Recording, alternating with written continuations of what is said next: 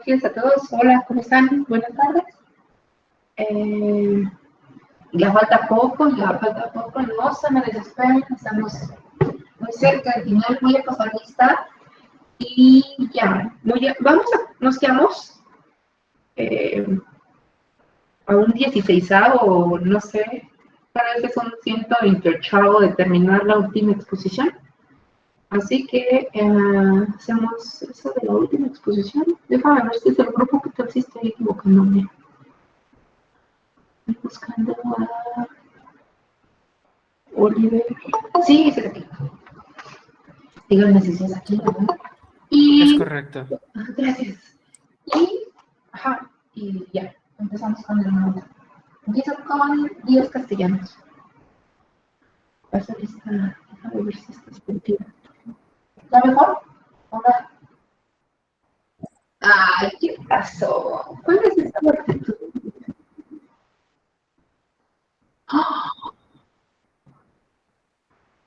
¡Oh! ¿Y eso por qué aquí? Ay, qué chisme, ¿verdad?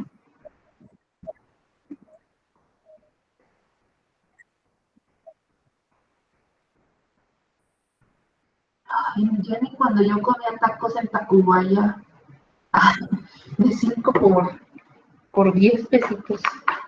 Pues cuídense mucho, castellanos, no quiero usarlos, si no, ¿qué iba a pasar? No. Nada más, cuídense mucho, ¿ok? Bien, continúo con Guadalupe. Pero Guadalupe ya tiene. Me da gusto ver. Paola, ¿está por aquí? Presente. ¿Cómo se está? ¿Cómo está? ¿Marcelo Sánchez? Hola. ¿Qué te digo?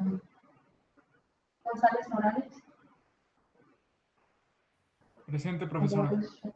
Gracias. González Vallejo. Presente, profesora. Hola. Hola. Listo. Torres León. Presente, maestra. Abajo Santiago. Presente. Gracias. Álvarez Luis. Presente. Gracias. Silván Capullo. Presente. Vázquez Navarrete. También. Presente, maestra. Cervantes Altamirano. Hola. Hola, Buenas tardes. buenas tardes. Cervantes. Presente, profesora. Buenas tardes. Guerrero Plata. Aquí, profe, presente. Muchas gracias, Guerrero. Solange Morales. Presente, profesora. ¿Cómo estás, Solange? Gracias. Jiménez Contreras. Presente, maestra. Hola. Sí, ¿cómo estás? Buenas tardes. Bien, bonita tarde, maestra. Gracias. Presente, profesora. ¿Dónde andas, Contreras? Bien, González Camacho. Presente. Hola. Me Hola. gusta verte. ¿Domínguez Acosta? Presente. ¿Dónde estás, Domínguez? Gracias. Sello Patiño. Presente. Matías. Hola, presente. Hola, Matt. Ahí. Oliver. Ya lo saludamos, Oliver. ¿Cómo estás? Presente. Gracias. Olea Ramírez. Presente, profesora. Gracias. Navarrete Murillo. Presente, profesora. Ok. Hernández Juárez. Presente, profesora. Gracias. Martínez Timas. Presente, profesora. ¿Cómo estás, Martínez? Bien, Garduño, gracias. me gusta. Presente, profesora. Garduño. Listo, gracias. González Vallejo, Brian. Brian. Ya te vi. Bueno, ya vi a los dos, pero no sé quién es quién. Así que supongo que sí me están escuchando. Presente, profesora. ¿Sí? Ok. Presente. Gracias. Hola, hola. Martínez Aranda. Miriam, ¿estás bien? Aquí maestra, presente. Buenas tardes. Buenas tardes. Cabrera Onofre. Presente. Bonita tarde. Vázquez Ramos. Presente, profesora. Muchas gracias. Gerardo Quintero. Presente, profesora. Zamora Arañiz. Presente, profesora. Y Hernández Bautista. Enrique, sí, aquí estoy, presente. Enríquez. No sé. Perdóname, dóname. Así. Profesora, Ok, muchas gracias. profesora, Dime. es que falté yo en la lista. No, González Vallejo. Sí, Ajá. es que tenía el volumen bajo, perdón. Sí, no te preocupes. Gracias. De hecho, estamos completos. Bien, pues continuamos con Tello.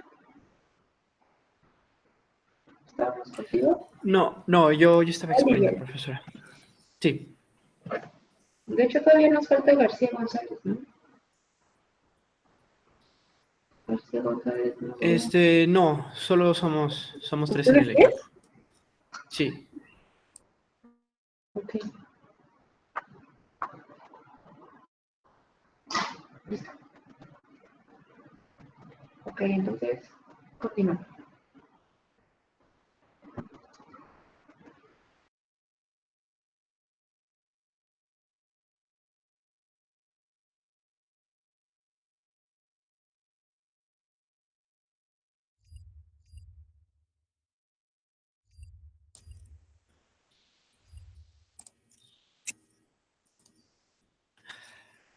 Buenas tardes, compañeras y compañeros. Yo les voy a continuar hablando acerca del alcance. Como les dije ayer, el alcance relaciona el combustible consumido con respecto a la distancia recorrida. Vamos, que una máxima distancia que una aeronave puede recorrer con una cierta cantidad de combustible a bordo es el alcance en términos prácticos. Depende de la velocidad y también depende del combustible. El alcance, como bien nos lo dijo nuestro compañero Gerardo, se da a la división de la distancia que recorrimos entre el combustible.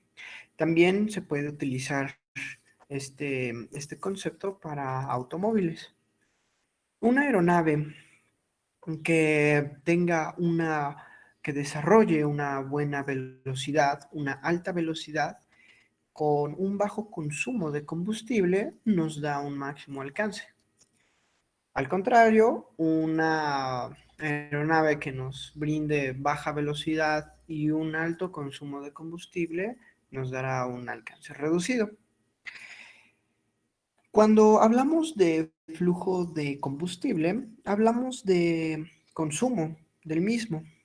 Depende de qué tan eficiente es el motor, pero sobre todo, qué tanta potencia produce este. Bueno, ¿qué tan eficiente es el motor al hacer uso del combustible?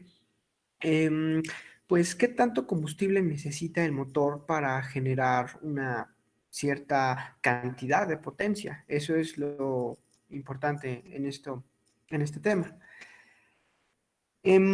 Los motores generalmente es muy fácil saber la eficiencia, ya que si tienen un alto consumo de combustible a unos 100 caballos de potencia, pues puede ser un poco eficiente a comparación de uno que desarrolle la misma potencia, me refiero a 100 caballos de potencia, con un bajo combustible. Entre mayor sea la eficiencia del motor, menos combustible necesitará para producir una cierta cantidad de potencia, es a lo que me refiero. La eficiencia también no es constante, también varía por el tipo de motor, muy importante en mantenimiento, y varía con lo que estamos viendo aquí, como es la altitud. Como también dijo mi compañero Gerardo, la eficiencia de los motores es independiente a cada motor. El motor de pistón, su eficiencia puede darse a bajas altitudes, un turbohélice a medias altitudes y un motor jet a grandes altitudes. El mantenimiento también es muy importante y afecta mucho a la eficiencia del motor, así como el estado de sus piezas y de sus componentes. Aquí es lo que les comentaba, tenemos un motor con dos motores con la misma potencia desarrollada, solo que uno consume mucho combustible y uno que consume muy poco combustible. Tenemos aquí un motor viejo y desgastado y un motor en buenas condiciones. Eso realmente se ve reflejado en la eficiencia. Bien, ¿qué tanta potencia produce el motor? Pues un motor que produzca 200 caballos de potencia, pues también va a ser de un consumo mayor de combustible. Y un motor que produzca 100 caballos de potencia también producirá menos combustible. Eso es, vamos, por lógica. Mayor potencia, mayor consumo. Eso es a lo que quiero llegar.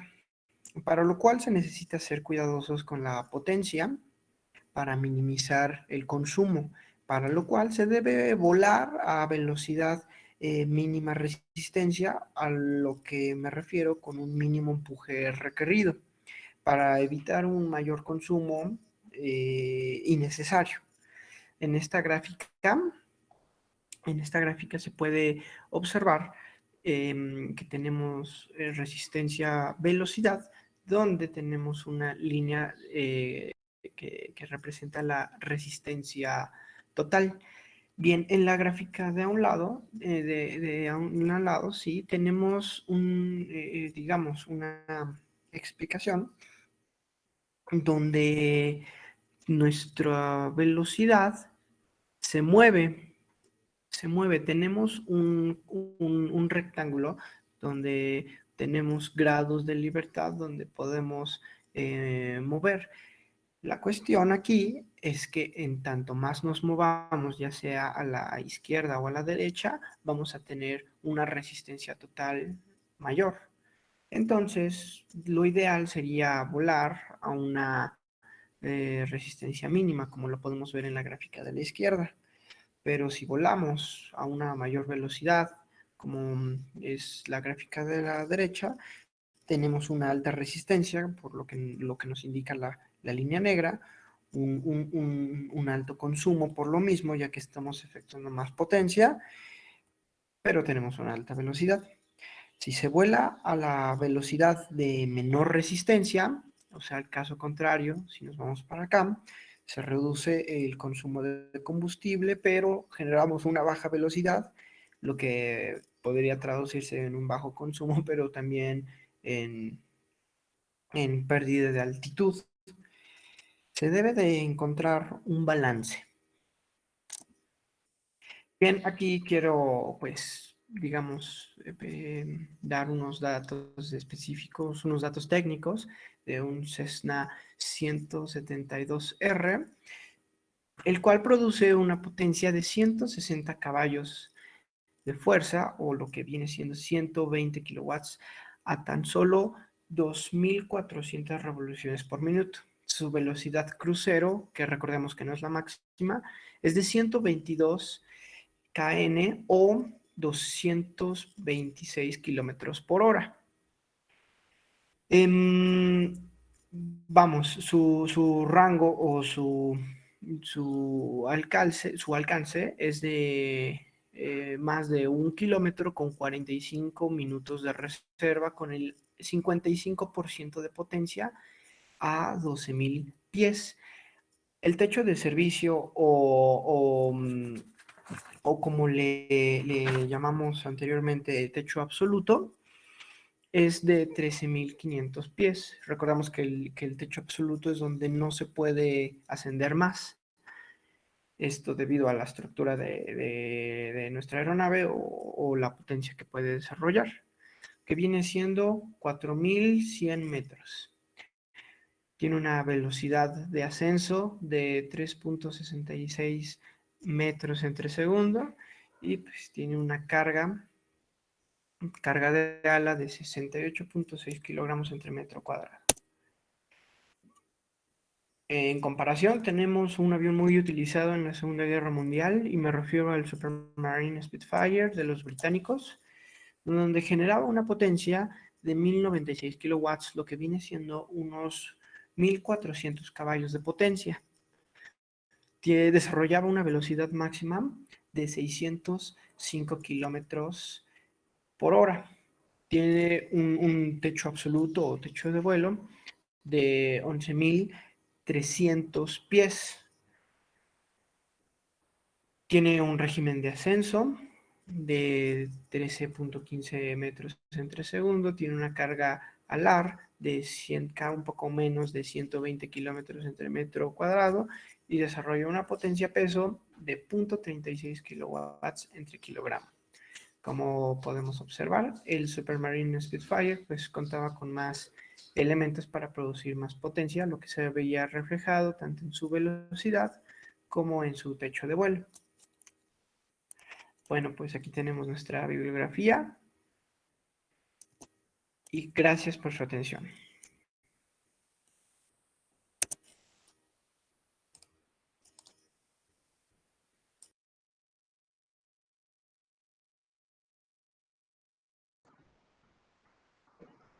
Bien, ahora vamos a hacer el cuestionario.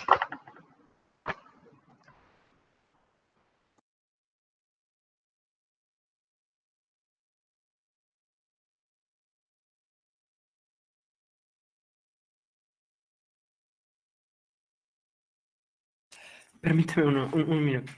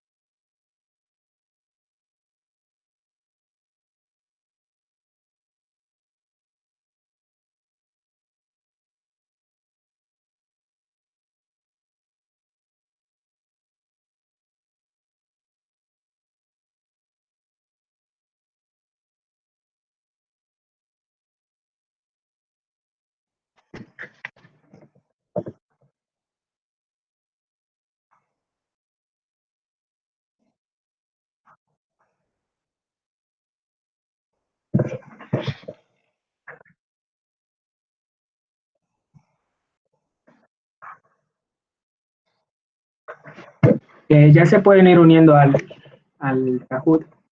¿Sí, sí se ve la pantalla? Sí, Sí. Sí, sí se ve.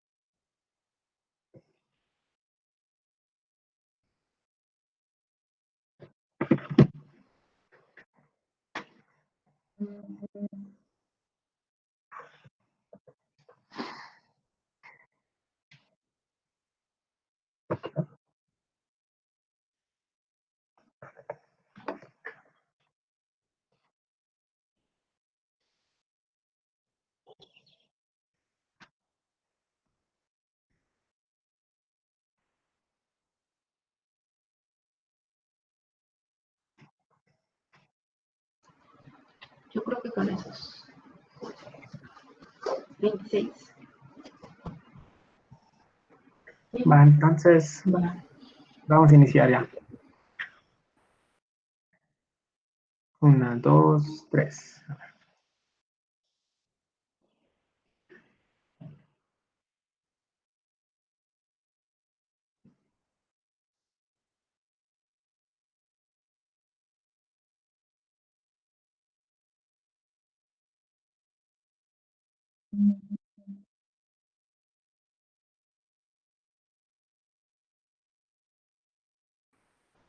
Oh, perdón, dice, ¿qué pasa con el aire y la atmósfera a grandes altitudes?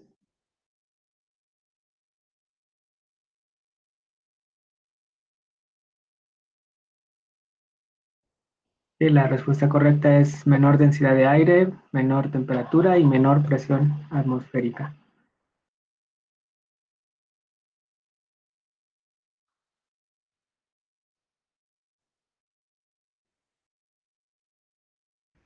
A menor temperatura, menor es la altitud requerida para superar la velocidad del sonido, mayor es la velocidad requerida para superar la velocidad del sonido, menor es la velocidad requerida para superar la velocidad del sonido, o mayor es la altitud requerida para superar la velocidad del sonido.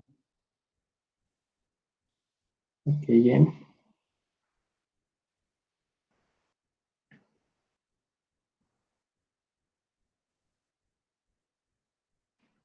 ¿Qué nos indica el máximo alcance? La distancia mínima que podemos cubrir con cierta cantidad de combustible, la distancia máxima que podemos cubrir con una cierta cantidad de combustible, la distancia mínima que podemos cubrir con poca cantidad de combustible, o la distancia máxima que podemos cubrir con mucha cantidad de combustible. ¿Okay?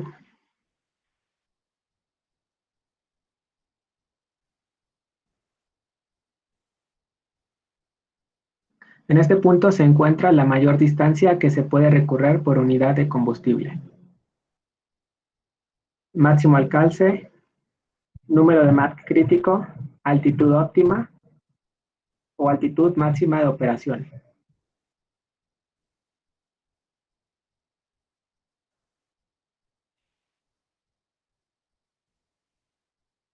Y la respuesta correcta es altitud óptima.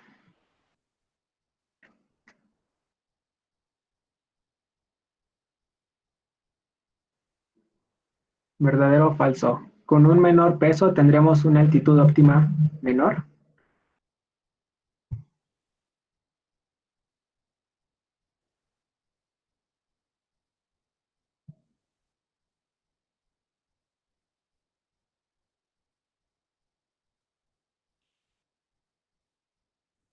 ¿Okay? Es falso.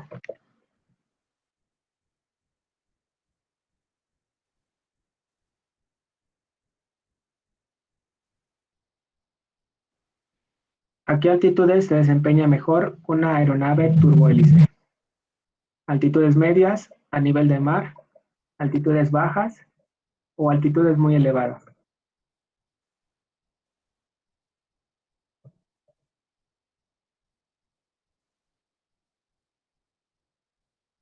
Muy bien.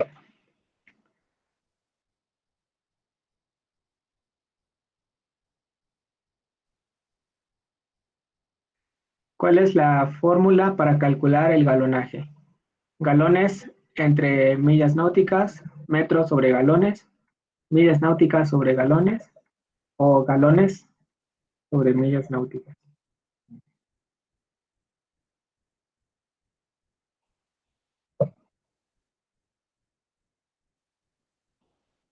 Que la respuesta es millas náuticas sobre galones.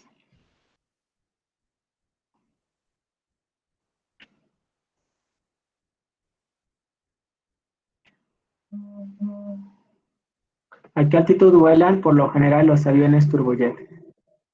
42.000 a 52.000 pies, 35.000 a 42.000 pies, 25.000 a 32.000 pies o 15.000 a 22.000 pies.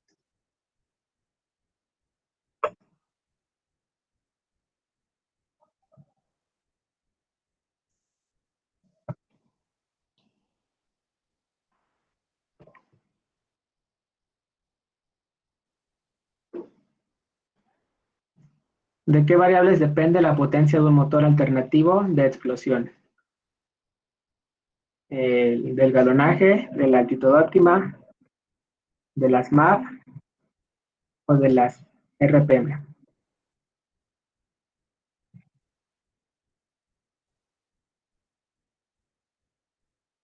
Esta es de selección múltiple.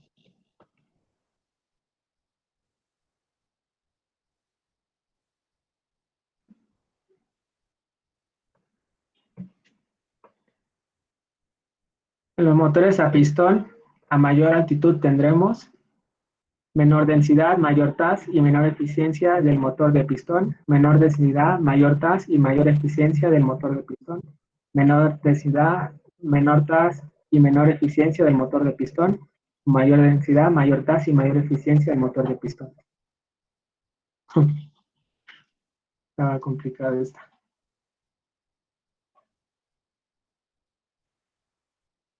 ¿Qué ocurre cuando se alcanza el número de Mach crítico? Se vuela a altitud óptima, las dos anteriores, se empieza a generar ondas de choque y efectos de compresibilidad, o ninguna de las anteriores.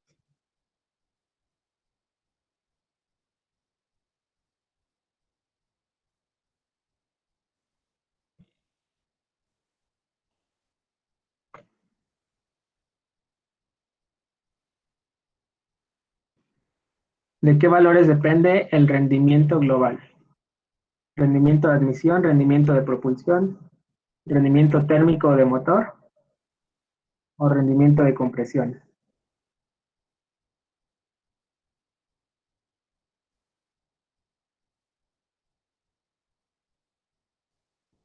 ¿Okay? La respuesta correcta son rendimiento térmico de motor y rendimiento de propulsión.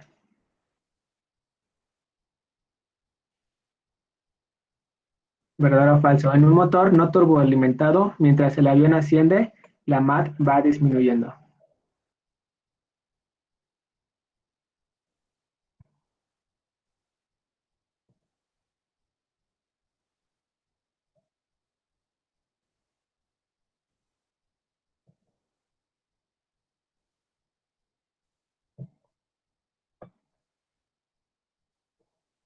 ¿Ok?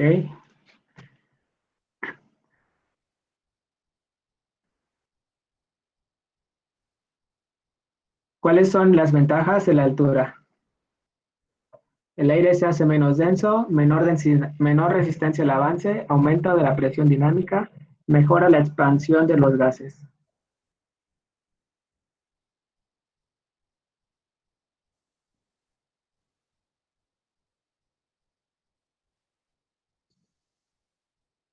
Ok, muy bien.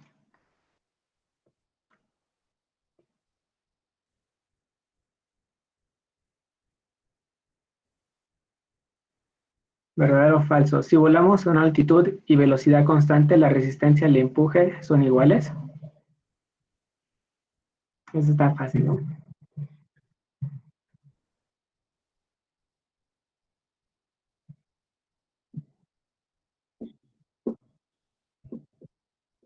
Muy bien, es verdadero.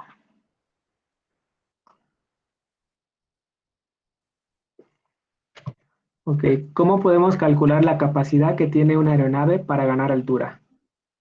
Al sumar las curvas de empuje disponible y empuje requerido, al multiplicar las curvas de empuje disponible y empuje requerido, con la división entre las curvas de empuje disponible y empuje requerido, o con la diferencia de las curvas de empuje disponible y empuje requerido.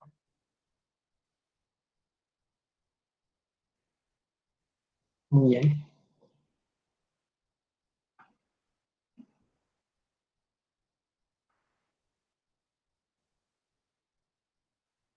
¿Verdadero o falso? El máximo ángulo de ascenso significa que se recorre una mayor altitud por unidad de distancia recorrida.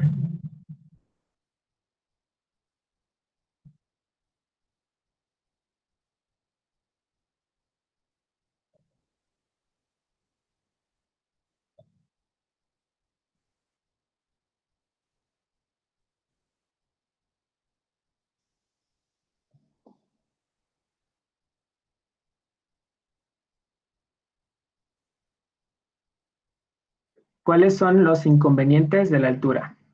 Disminución de la masa del fluido a través del motor, aumento de la masa del fluido a través del motor, aumento de la densidad del aire, disminución de la densidad del aire.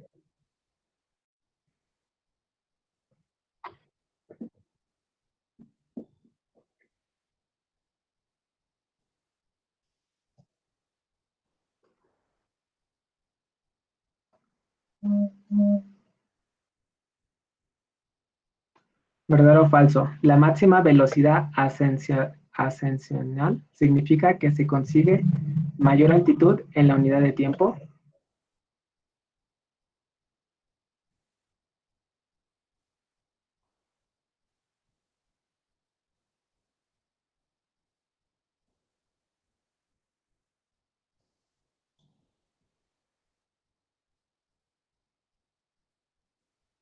Última.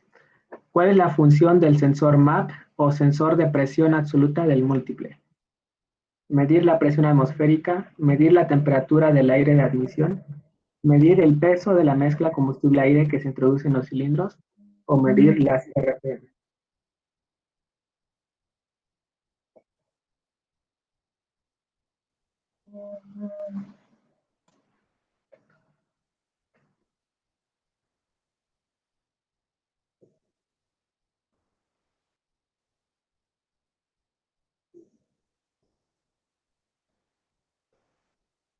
Ok, el ganador es Enríquez C. Cuarto lugar, Brian, y quinto lugar, André. Segundo, Arriola, tercero, González Camacho.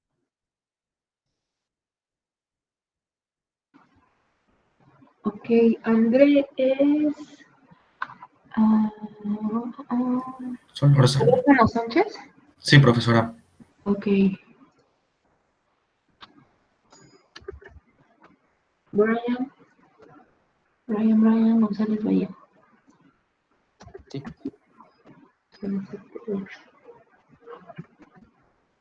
Voy, denme un segundo.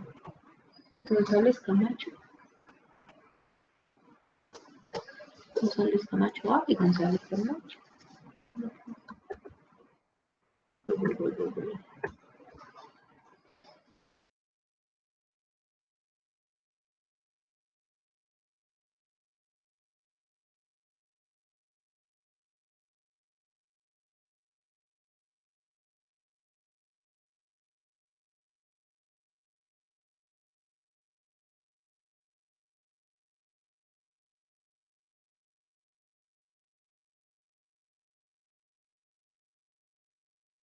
Y bueno, eso es todo. Gracias, compañeros, y felicidades a los ganadores.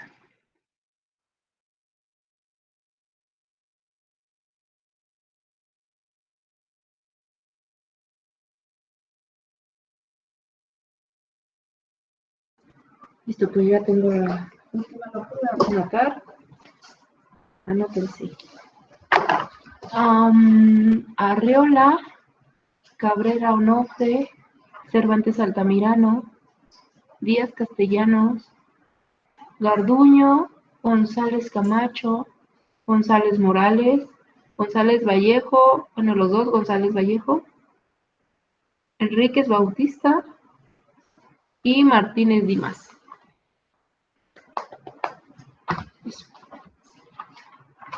Ya están todos anotaditos. Pues ya con esta exposición terminamos todos los temas que tienen que ver con los motores alternativos. Déjenme ver. Tengo la costumbre de no interrumpir ninguna plática o exposición o lo que ustedes están comentando, ni tampoco hacer comentarios. Trato de no hacer comentarios acerca de las exposiciones.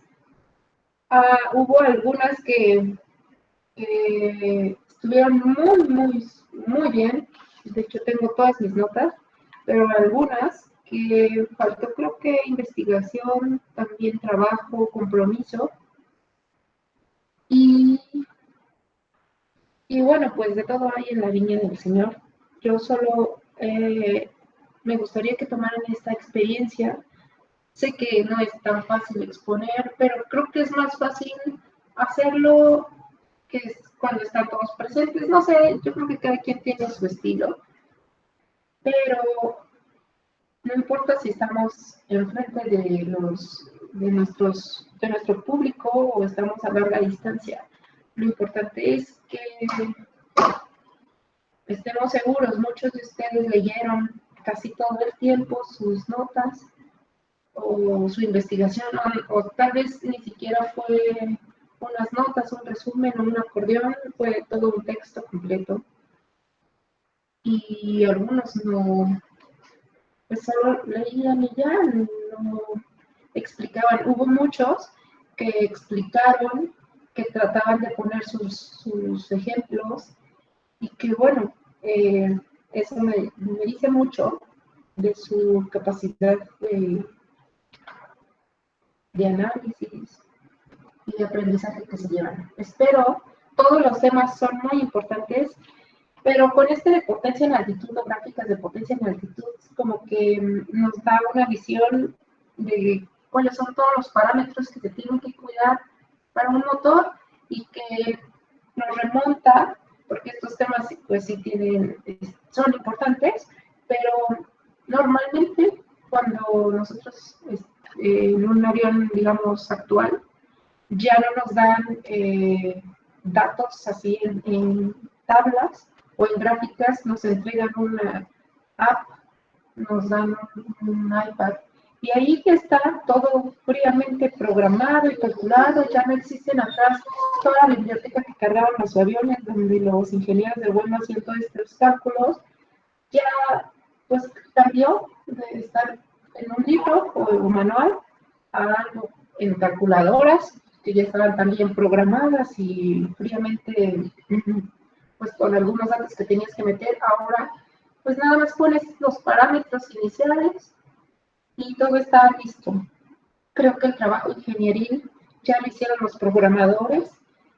Es importante que nosotros conozcamos todo esto porque tiene sentido y cobra sentido en el momento que vamos integrando todos los conocimientos, no nada más de esta clase, sino de todas las que ustedes van a tomar o ya tomaron en este camino.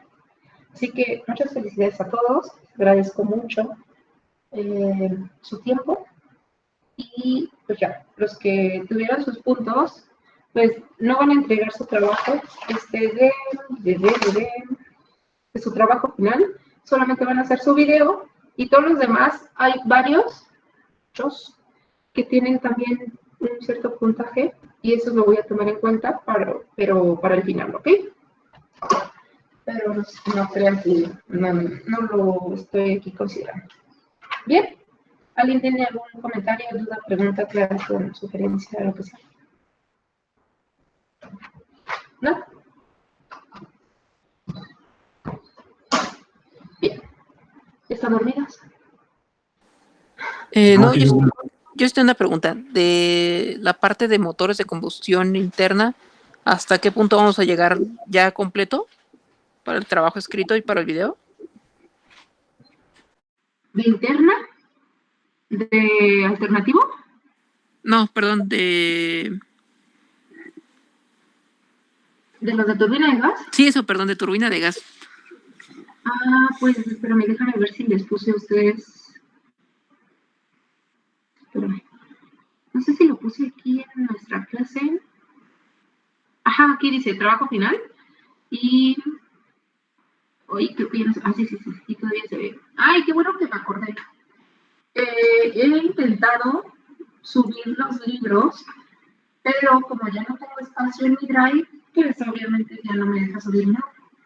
Así que, pues no, ya no pude subir ningún otro libro más que los que subí en motor alternativo, aunque tengo un montón de turbinas de gas. En algún momento, si ustedes tienen la curiosidad o tiempo, o lo que ustedes quieran, y pues, no sé, quieren tener esa bibliografía, voy a hacer otros correos con otros drives y justamente pues si alguien quiere, todavía no lo hago, lo tengo todavía planeado, pero le mando el correo y justamente de ahí van a poder pues, bajar todos los libros que voy a ir poniendo para que tengan bibliografía. Pero en este momento, ¿se acuerdan que les dije, voy quitando y poniendo y así? Pero cuando me empiezan a salir todos los trabajos, se llenó, he tratado de quitar y pues ya no. De hecho, creo que ya no entra nada más. Así que, bueno, discúlpenme, no lo pude hacer, me limita mucho el espacio. Bien, en esto de los motores de combustión interna, aquí tenemos una hojita que subí, donde dice trabajo final, y tenemos aquí que dice capítulo 2. Cuando empezamos en el capítulo 2, en el motor de turbina de gas viene 2.1, historia del avión, 2.2, especificaciones técnicas, historia del motor, igual todo lo que hicimos del motor alternativo, pero ahora de turbina de gas, y solamente vamos a poner hasta tobera de salida en los elementos, de ahí vienen características especiales, 2.7, introducción a los sistemas principales, y ahí en los sistemas principales, pues ustedes ponen los que encuentren en el manual o los que hayan investigado de algunos libros que son como muy específicos de los motores. Y pues aquí lo único que vamos a agregar como extra serán las conclusiones y ya. ¿Sí, Dan? Sí, es lo estaba apuntando. Justamente aquí, ya está, lo puse aquí en la clase.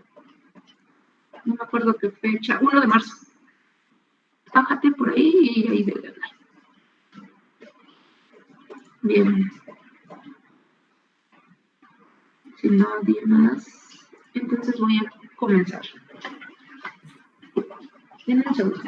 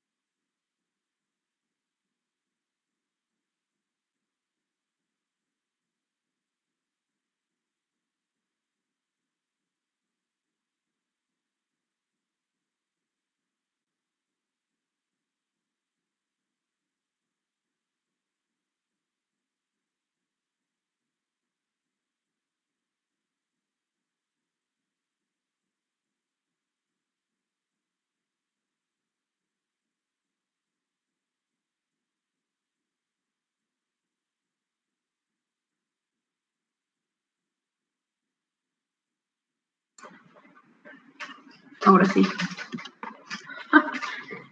Estaba hablando y no me había dado cuenta. Bien, pues entonces vamos a empezar con la segunda parte de este curso, turbinas de gas. Bien, ahora sí. Ay, ¿qué me falta? Acá. Me dicen si lo ven, supongo que sí, solo que ahorita yo ya no los puedo ver. Así que no sean malitos. Es momento de que vayan por sus palomitas. Se acomoden bien en su sillón, en su silla, tomen agüita y, me escuchen. Si tienen alguna duda, pues pregunten. Y bueno, aquí yo trato de dar una plática de lo que considero más importante de este tema maravilloso de turbinas de gas. Así que, ok, empezamos. Y hoy quise empezar, porque todavía no planeo ese material, pero quise empezar platicando un poquito de la historia de este tipo de motores. Resulta que checando alguna bibliografía, me encuentro, o se van a encontrar, con que el estudio de este tipo de tecnología, o los personajes que les llegó así como les cayeron los 20 y les llegó la inspiración de encontrar una nueva fuente o una nueva forma de transformar la energía, pues ya tiene mucho tiempo. Solamente que, pues hasta los años, la última década de 1700 se documentó. Yo pienso que eso tiene más tiempo, pero pues obviamente son pensamientos al aire o proyectos que se construyeron y al final pues no se vio mucho, pero hasta 1791 se tiene como datos de la primera patente de un señor, no es un señor, un ingeniero británico que construyó un motor como ustedes quieran, un motor de turbina de gas con este pensamiento de utilizar un compresor, una turbina, y bueno, él fue el primero que se ideó en la construcción. Obviamente producía muy poca o casi nula la energía de salida, pero fue el primero que lo puso en un papel, que lo patentó, se llamó John Barber, y fue en 1791. Este señor pues ya fue el que inició esta aventura de la investigación, de la del diseño y la construcción de este tipo de máquinas. Obviamente en la actualidad pues se utilizan para un montón de cosas, para barcos, para trenes, compresores de los gasoductos. Lo he visto en autobuses, en camiones, muchos autos que los utilizan como de competencia, obviamente en los aviones, pero pues en aquel momento se utilizaban para mover compresores o succionar. De hecho, todo este desarrollo desde 1791, pues no se tuvo mucho avance hasta que en 1895, o sea, casi 100 años después, la primera patente que tuvo Estados Unidos fue por Charles Curtis, el 24 de junio, el día de San Juan, de 1895. Y bueno, ahí empieza el desarrollo un poquito más avanzado y empiezan a construir turbinas, unas turbinas que ahorita si ponemos atención y si ustedes comparan estos datos que voy a decir, bueno, solamente es uno, pero tal vez con el que ustedes investigaron, estas turbinas entregaban 25 caballos de potencia y se utilizaban más bien utilizaban el puro compresor, ¿no? Para succionar aire. En 1930-40, pues ustedes saben que es donde se lleva a cabo más la investigación de este tipo de motores y pues normalmente fueron apoyados por gobiernos, el gobierno británico, el alemán, Estados Unidos, empezaron a invertir mucho para el desarrollo, la investigación y lo demás pues ya es historia, vienen las guerras, empiezan a construir motores por aquí y por allá y se empiezan a generar las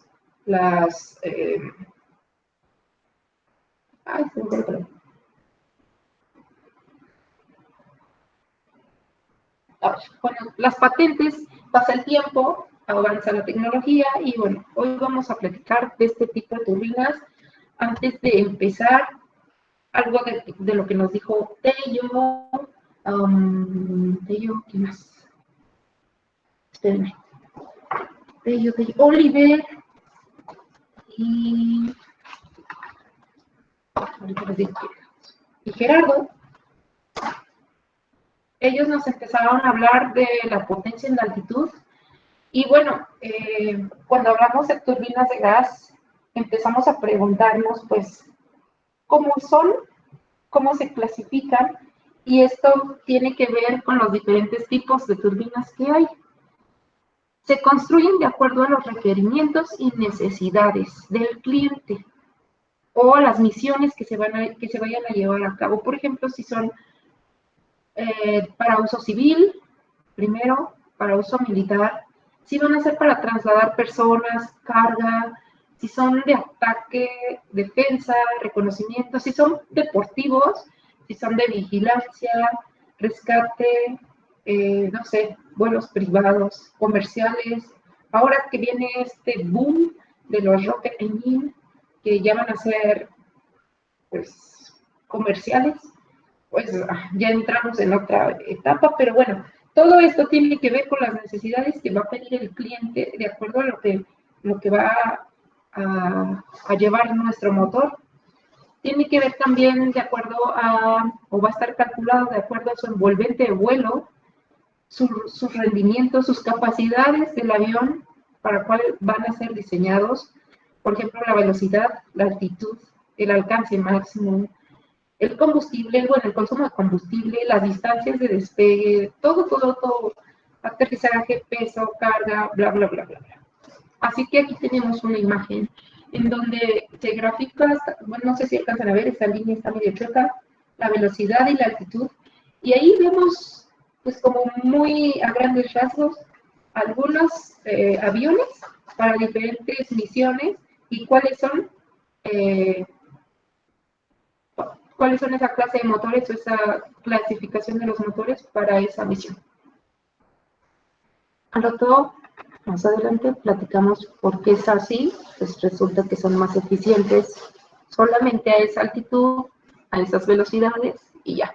Algo curioso es que aquí, pues dato, ¿no? Dato curioso, no es que pase siempre, que el turboshaft, que es un motor, una clasificación de los motores de turbina de gas, pues obviamente tienen un techo de servicio máximo. Solamente conozco un modelo que ha podido, bueno, la idea es que esta montaña que ustedes ven aquí, bueno, representa el monte Everest, haciendo alusión a que la altitud pues, es considerable, 8.880 creo. Así que el único helicóptero es un B-3 de Airbus, el que ha sobrevolado así alrededor y en la cumbre del Everest. Entonces, eso es como que la carta de presentación de este tipo de helicópteros, como para que, ok, si subió ahí, sube donde sea. Obviamente tenemos nosotros que volver a la idea en el pensamiento que todos estos aviones, todos estos motores que hacen la propulsión de estos artefactos, están calculados para pues despegues, aterrizajes a nivel del mar, con esas eficiencias óptimas, digamos. Puse aquí una clasificación de este tipo de máquinas, de este tipo de motores. Esta es una clasificación muy grande. No sé por qué me gustó y por eso decidí ponerla. Después lo pienso bien y digo, creo que no debió haber sido así, pero bueno, déjenme platicarles por qué lo hice. Resulta que aquí, pues abarcamos más tipos de motores. De hecho, lo manejan como máquinas, División General de Máquinas. Uno es cuando las máquinas utilizan un fluido, y bueno, estas pues no nos interesan, ¿no? Máquinas y herramientas, eso no. Empezamos en la clasificación de turbomáquinas y máquinas de desplazamiento positivo. Estas son las que nosotros hemos analizado hasta este momento, que tienen que ver o que se dividen en alternativas y rotativas. Las alternativas son pues estos ciclos, ciclo Otto, diésel, compresores de émbolo, ¿no? Todo lo que tiene que ver con movimientos de émbolos alternativos, mientras que los rotativos está el más famoso, que es el motor Wankel, compresores rotativos o de paletas, y bueno, esta es la clasificación. Mientras que las turbomaquinarias se dividen en tres, uno que es de compresibilidad de flujo, la otra es la de la dirección de fluido en un rodete, y la otra es en el sentido de intercambio de energía. Nosotros nos vamos a abocar en esta, en la compresibilidad de flujo o de fluido. Aquí se dividen en dos, en hidráulicas y en térmicas. Bueno, pues nosotros nos toca esta, máquinas térmicas. Y son de flujo compresible. Estas flujos compresibles se van a dividir en tres, turbinas de vapor, turbinas de gas y turbocompresores. Así que dentro de un montón de tipos de características, de clasificaciones de los motores, esta fue como lo más general. Ahorita les quiero platicar de otra clasificación que se hace como ya más enfocadita en la industria aeroespacial y en la industria aeronáutica.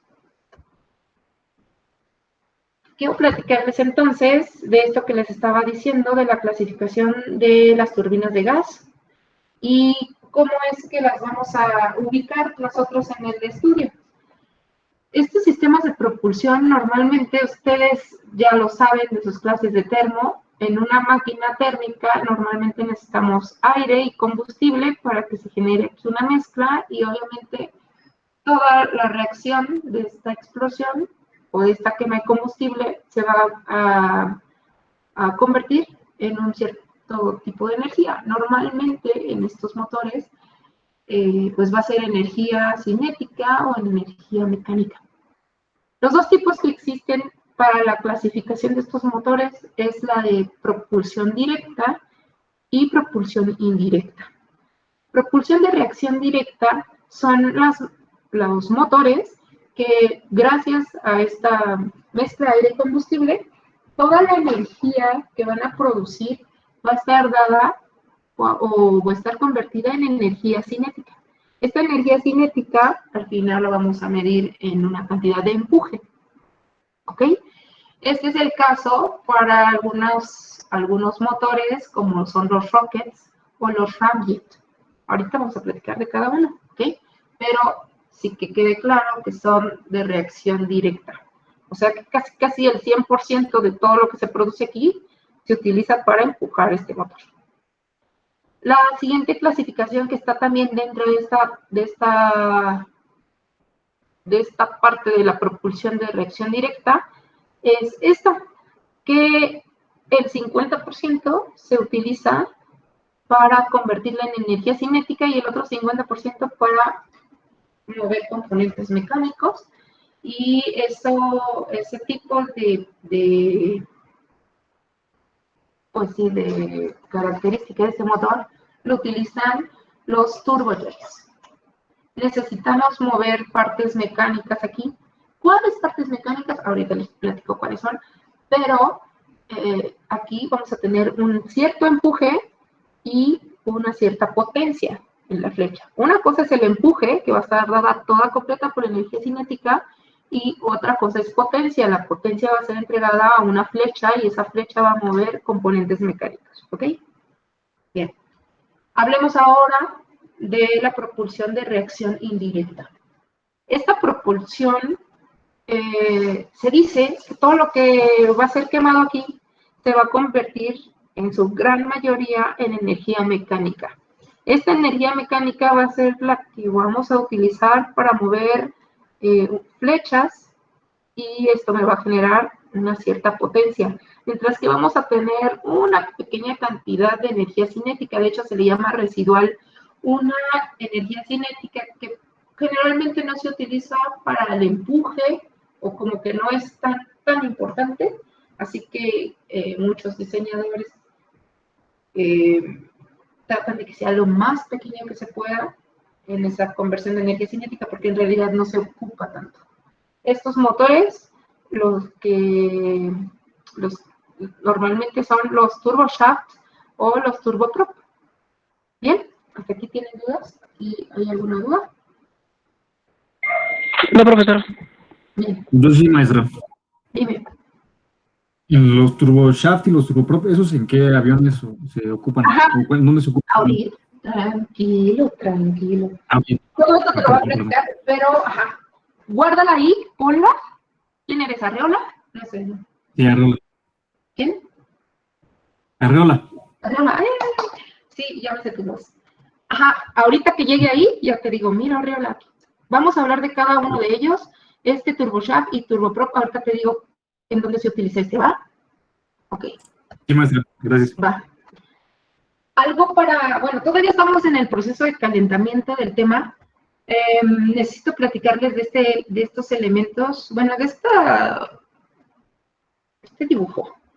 Pero pues es como muy claro, porque aquí nos va diciendo qué es lo que en realidad pasa en cada uno de los componentes. Resulta que para empezar, nosotros necesitamos aire. Este aire va a incidir en un elemento que, si ustedes se acuerdan de sus clases de termodinámica, y se dan cuenta de dónde empieza el proceso 1, el primer elemento que necesito es que haga una compresión. Y esta compresión va a estar dada por un elemento que se llama compresor.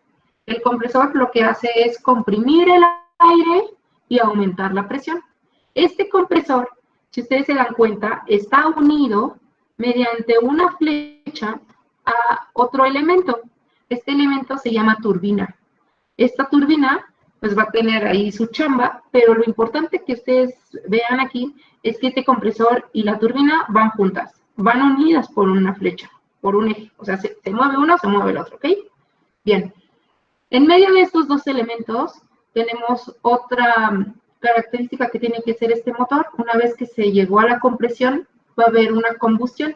Esta combustión obviamente pues se va a realizar en una cámara de combustión donde se inyecta combustible y después de mandar toda esta energía al siguiente elemento, pues se tiene una expansión. El elemento responsable de hacer la expansión en estos motores es la turbina. La turbina va a expandir los gases y justamente aquí, gracias a la tobera de salida, pues va a tener ciertas velocidades, mayores, menores, quién sabe. Pero va a estar convertida esta energía en energía cinética o en energía mecánica, ya veremos, ¿no? Ya veremos cuál será la clasificación. La idea es que así de fácil es. Entra el aire, llega el compresor se mueve, obviamente mueve la turbina, pero en este proceso el aire pasa por la cámara de combustión incide sobre la turbina y bueno, continúa el flujo de aire en la salida. ¿Ok? Dice por acá que en la compresión estamos etapas de compresor, estáticas y rotativas, eso también lo vamos a ver. La combustión se lleva cuando en una cámara de combustión, ahorita vamos a ver cuáles son las características en el ciclo que estamos trabajando, y la expansión también se trata, sí, también necesitamos etapas de expansión y son estáticas y rotativas. Ahorita les platico de qué se trata todo esto, ¿vale? Y repetí esta imagen porque aquí está el ciclo. Este ciclo maravilloso, que es el ciclo Brayton, un señor llamado Brayton, fue estadounidense, estuvo como en 1830, estuvo trabajando mucho en esto también de los motores. Soy ingeniero mecánico. La verdad es que estuve pensando en este señor y me quedé pensando en por qué no le dieron el nombre del ciclo a otros personajes que también estuvieron pues como muy metidos y como los primeritos, así como pasaba por ejemplo con Carnot, bueno, Otto y así, ¿no? La verdad no he encontrado la respuesta, pero lo que sí sé es que el ciclo se puede llamar ciclo Joule-Brayton, ciclo Brayton o ciclo combinado. Ajá, entonces como que la termodinámica le pusieron el nombre de este señor, pues obviamente sí tuvo sus desarrollos y todo, pero bueno, hay muchas personas antes que estuvieron trabajando en esto. Y bueno, pero gracias a ellos, nosotros ahora solamente, pues ya lo aprendemos. Este proceso, estos ciclos, este conjunto de ciclos, este conjunto de procesos, perdón, que por cierto son 4. Uno, que es adiabático, es una compresión adiabática. Esta compresión adiabática, obviamente aquí comprimimos el aire y elevamos la presión. Aquí de B a C o de 2 a 3 entra el calor, y este calor, ustedes lo ven, es un calor donde la presión permanece constante. Ajá, ¿sí lo ven? De B a C. Luego de C a D hay una expansión. Aquí el aire, este gas, es expandido, pero también baja la temperatura, baja la presión, y normalmente la temperatura y la presión tendrían que ser las mismas. No sé si lo alcanzan a ver, obviamente sí aumenta la temperatura, aquí lo vemos con las isotermas, pero la temperatura idealmente se busca que fuese isobárico. Entonces, en este proceso de D a A es un enfriamiento a presión constante. Este es un ciclo que aquí se considera ideal y que es un ciclo cerrado, pero en realidad es un ciclo abierto, porque no el gas que sale pues exactamente es el mismo que entra, o sea, no lo agarramos o transportamos y lo volvemos a poner en el compresor, no. Las condiciones se toman teóricamente que sean las mismas, pero de repente fallan. Entonces ahí empieza a haber este juego, esta discrepancia de eficiencia. ¿Bien? De ahí donde viene el ciclo Joule-Brayton ideal y el Joule-Brayton real. Ahora sí vamos a platicar de cada uno de... ¿Hasta aquí dudas? Creo que me faltó platicar de aquí. Bueno, este es el mismo dibujo que les mostré hace rato. Viene el aire, solamente que aquí añadimos algunos números y estos números nos van indicando qué pasa en cada etapa. Esta etapa se considera una etapa de compresor de 2 a 3, de 3 a 4 es la cámara de combustión o la etapa de combustión, de 4 a 5 es la expansión y bueno, nosotros ya sabemos que estos elementos hacen estos trabajos y de 0 a 2 es la entrada de aire. Bien, mientras que de 5 a 6 pues es la salida o el empuje. Ahora sí, ¿dudas? No. Déjenme platicar de cada uno de estos motores, más o menos cómo es que trabajan y cómo, más bien cómo funcionan y más o menos dónde están aplicados. Este primer ejemplo es, por ejemplo, valga la redundancia, el que se utiliza de la primera clasificación que vimos, que toda la energía del combustible y del aire es convertida en energía cinética o empuje. Bien, este se llama rocket. Son los famosos pues, cohetes. Estos cohetes tienen un oxidante y un combustible. Nosotros sabemos que conforme avanza el motor en la altitud, pues no hay oxígeno, entonces necesita un oxidante y pues se genera una combustión. En este espacio hay una cámara de combustión y gracias a este juego de diámetros en los conductos, pues se generan altas velocidades, ¿no? Gracias a esas pequeñas toberas de Delaval, se genera una cierta propulsión. Estos normalmente, pues, se clasifican en dos tipos. Uno que es de combustible sólido y uno que es de combustible líquido. Los de combustible líquido se llaman rocket engine. Y los combustibles que más se utilizan son... Ay, no, estos no son. Espérense. Espérenme, que ya algo pasó aquí. Denme un segundo. Porque yo no veo. Y no sean malos, acabo de ver la hora y faltan 15 minutos. Entonces termino con este y si hay dudas, platicamos, si no, ya nos vamos, ¿ok? A las 6. Bien, este Rocket Engine es el que se llama o el que utiliza combustibles líquidos.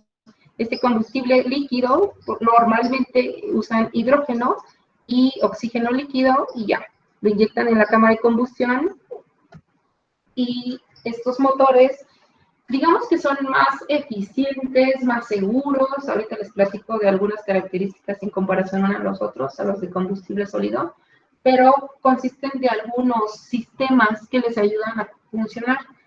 Por ejemplo, el sistema de bombeo. El sistema de bombeo, que es un sistema que ayuda a transportar el combustible desde los tanques de almacenamiento en forma presurizada, ¿no? Hasta la cámara de combustión. Son pequeñas gotitas de combustible en las que pues, se expande en la cámara de combustión. El sistema de refrigeración ayuda a disminuir la temperatura de la estructura del motor y precalienta el fluido carburante para una buena combustión. O sea, va a ayudarnos a refrigerar. El sistema de inyección pues va a vaporizar el combustible, en fin, las gotitas en la cámara de combustión y obviamente ahí entra, aquí no hay carburadores ni nada, todo es mediante computadoras para que se haga la mezcla adecuada de acuerdo al requerimiento de potencia que vaya a necesitar. Obviamente casi siempre es la máxima, pero se busca siempre una combustión completa. El sistema de recolección es un sistema que me llama mucho la atención porque, como lo platicaron aquí algunos compañeros, ustedes saben que como producto de la combustión está el agua. Entonces lo que hacen es recolectar toda el agua al 100% para reutilizarla. El sistema de encendido, pues es un sistema que pues, no puede fallar. Este sistema tiene que tener un alto cierto grado de confiabilidad, ser fiable, muy fiable, porque tiene que generar el encendido correcto y seguro del motor, sobre todo si pues, es secuencial, ¿no? Si tiene que encenderse en vuelo secuencialmente, pues tiene que asegurarlo. Y el último, que es el sistema de dirección, que es el sistema que controla los ductos de escape o las turberas, controla la dirección del vector de empuje, dirigiendo los gases del producto de combustión por medio de uno o de varios conductos. No sé por qué, pero aquí yo había puesto unos videos, por eso me llamó la atención que ni avanza, creo que ya se trabó, y yo aquí tenía mis... Ajá, espérenme, creo que algo pasó en mi computadora. Ah, ¿ya ven? A ver si lo veo. Bueno, no sé. No sé qué pasa. Ah, ¿ya ven? Mientras yo platicaba todo lo que les decía, pues aquí estaba. Pero bueno, luego lo vemos. Ahora sí. El otro tipo de motores cohete, pues son los que se llaman rocket motor y son pues los que tienen combustible sólido. Estos de combustible sólido, aquí escribí algunos de los elementos o de los combustibles que forman la mezcla para el combustible sólido dependiendo de la misión. Pero pues los escribí muy así al azar, porque las fórmulas que se presentan dependen, ¿no? Dependen de la potencia, el empuje que quieras. Hay una fórmula que, por ejemplo, es perclorato de aluminio, poliuretano y aluminio. Pero hay otras fórmulas que son adipina, aluminio, aditivos, polivinilo de cloro, o hay otras que son hexanitrotolueno, aminobutano, caucho, boro, nitrato de amonio, tricerato de celulosa, cetil nitrofenixil, perclorato de amonio y ya. Aquí nos dan en un libro que tengo el porcentaje de masa de cada uno y las características para la mezcla, para que tú puedas hacer tu propio cohete, pues con la mezcla de estos combustibles. Normalmente tendría que elevarse tu misil o tu cohetito. Estos cohetes, estos rocket motor, que son de combustible sólido, pueden llegar a ser de 80 a 90% de peso total de todo el motor. Hay algunas ventajas, tal vez más desventajas, no sé, depende de la misión que ustedes quieran hacer, pues cuál van a construir o en cuál se van a enfocar. Una de las muchas ventajas es la simplicidad de diseño, ya que no hay partes móviles, fácil manejo de la inspección visual, no hay fugas de fluido. Una vez que se enciende, pues ya, no lo puedes detener, no se puede apagar. Se puede almacenar este combustible por más de 20 años. Los gases del producto de la combustión son más limpios en comparación a uno que utiliza combustibles líquidos.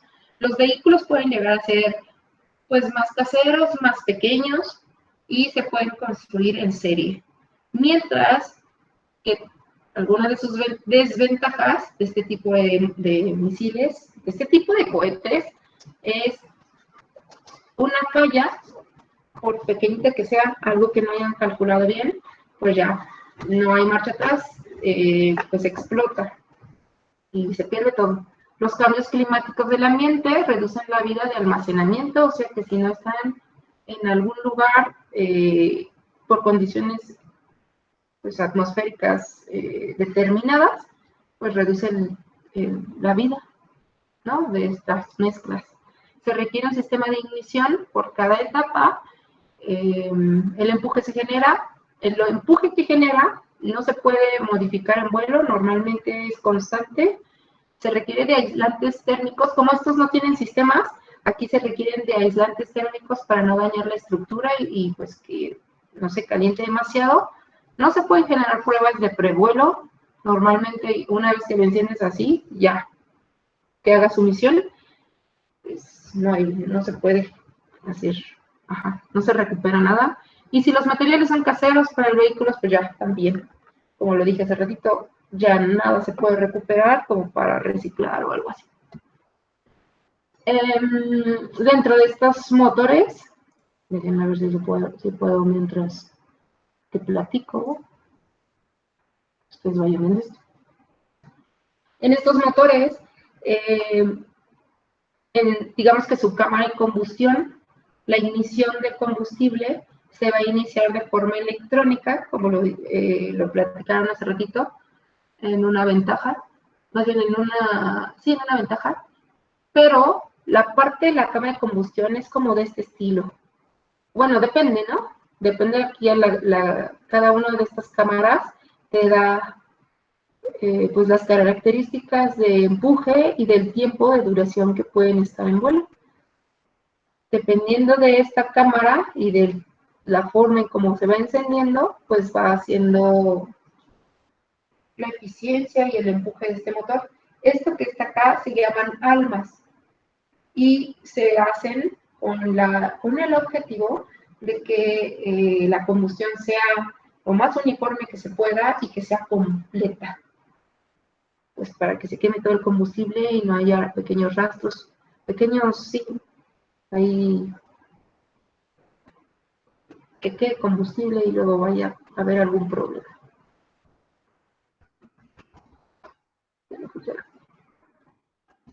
Y creo que yo pienso que aquí me voy a quedar, porque ya es hora. Así que, ¿alguien tiene dudas? ¿Alguien se quedó muy dormido? Sí funciona. Sí funciona. ¡Ay, todavía, Arreola! Todavía no llego, pero voy a llegar. No, quería saber si nos podía pasar esa presentación. Ay, pero todavía no la termino. Cada vez le hago más, le quito, le pongo, le subo, le bajo. Dame chance de darle una corregidita y cuando pueda, sí. Ok, perfecto, Vale. gracias, maestro. De nada. Entonces, ya me voy. Ya vámonos. ¿Qué tal? Buena tarde. Pues muy bien, cuídense mucho. Nos vemos la próxima vez, que no sé cuándo es, pero creo que es la próxima semana. Cuídense mucho. Bye, bye. Gracias, maestra. Gracias, profesora. Disculpe, profesora. Igualmente. Gracias, profesor. maestra. Bye. Mande. Disculpe, que si puede hablar ahorita con usted un momento. Ujú. Sí.